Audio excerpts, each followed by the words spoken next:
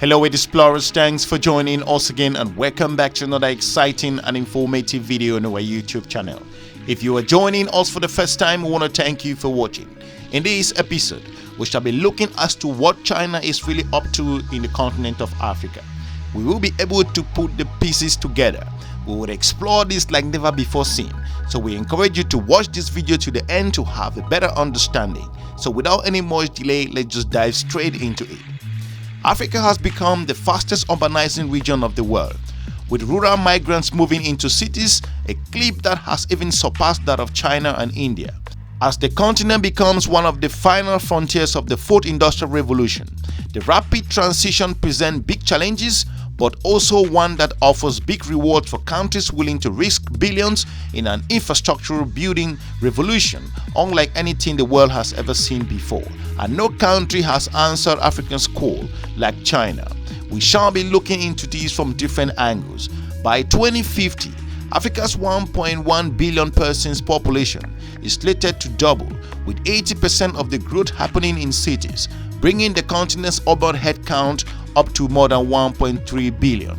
The population of Lagos alone is growing by 77 people per hour. According to McKinsey's research, by 2025, more than 100 cities in Africa will contain over 1 million people. Moving forward, with this breakneck pace of urbanization comes many unprecedented economic opportunities.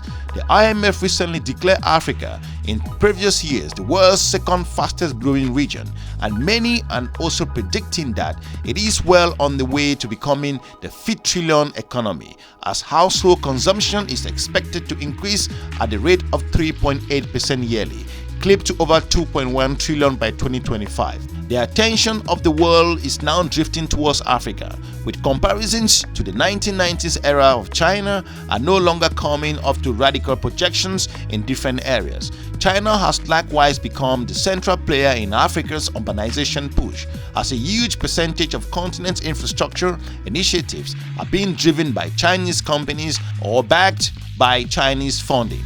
In other areas, right now, you could say that any big project in African cities that is higher than 3 floors, or roads that are larger than brake kilometers, more likely to be built and engineered by Chinese. It is unambiguous to speak that looking at those different infrastructure, according to experts in different areas, considering that China has expanded its reach in several areas, even before the Belt and Road Revolution that China exerted in the continent was formally announced in 2013. China was making major strides into African urban development sphere. When the Communist Party of China first came to power in 1949, it was virtually completely unrecognized by pretty much every other country in the world, most of whom favor Republic of China, the former government that the Red Army chased away to Taiwan. But China began lobbying Africa extensively, getting the People's Republic recognized one by one and each country in the continent. Before long, those political commitments were being repaid in connected steel, and China started building railroads and other hospitals, universities, stadiums throughout the continent of Africa. However, in considering this, there were other reasons for China's early partnership with Africa.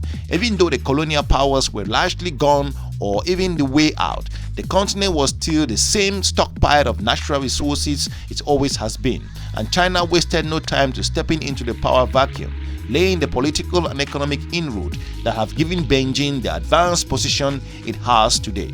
If you are new to this channel, we will encourage you to subscribe and share our videos with your different network. China is now Africa's biggest trading partner, with Sino-African trade topping over 200 billion per year.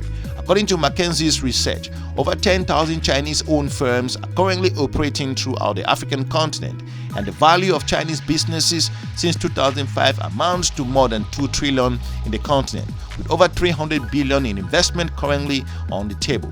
In different areas, Africa has also eclipsed Asia as the largest market for Africa's overseas construction projects. This keeps momentum building. Beijing recently announced billions and billions looking at the Belt and Road African Infrastructure and Development Fund, and in 2018, a whopping 60 billion African aid package. So expected Africa to continue swaying to the east and also economic ties with China, more than numerous and robust in several ways. If you look at this, many questions are coming as to what cost this is coming to the continent of Africa. As China's President Xi Jinping once pointed out that inadequate infrastructure is believed to be the biggest bottleneck to Africa's development. Collectively, the countries of Africa will need to spend over 130 billion to 170 billion per year to meet their infrastructural needs. But according to the African Development Bank, they are coming up with over 108 billion short of in different areas. Closing Africa's infrastructural gap has been the obsession of multiple waves of colonists, and China is the next in line to reach into the heart of the continent with roads, highways, and also airports. From different areas, Europeans built infrastructure in Africa at the turn of the century, purported also for local economic development, but in essence of projects were unused for natural resource extraction. The predecessor of both the Nairobi-Mombasa and Addis Ababa-Djibouti Railway can be categorized as such. Both connect inland regions with mineral deposits with major ports on the Indian Ocean in different ways. Infrastructure is what Africa needs most, and infrastructure is what China is most equipped to provide. It is not lost on many African leaders that hardly 30 years ago, China is a similar place and also now is a backwater country to economic and also hardly 2% of the global GDP. But over the past few decades, China shocked the world in the way that it used infrastructure to propel economic growth, creating a high-speed rail network that now tops 29,000 kilometers, paving over 100,000 kilometers of new expressway, constructing over 100 new airports, and building no less than 3,500 new urban areas, which includes over 500 economic development zones and 1,000 cities level development. Over the period of Chinese economic miracles, to the point now, China's GDP has grown more than tenfold, ranking number 2 in the world. In considering the different challenges that the country will face based on COVID-19 in different ways. It is precisely in this kind of infrastructural, indeed economic growth, that Africa is looking to grow as well right now. And many African leaders are looking to China to bring experience to their country. The central players in many of Africa's biggest ticket infrastructural projects, including 12 billion coastal railway in Nigeria, 4.5 billion Addis Ababa-Djibouti railway, and 11 billion mega port and economic zone at Bagamoyo, and being developed via Chinese partnership. Since 2011, China has been the biggest player in African infrastructural boom, claiming a 40% share that continues to rise.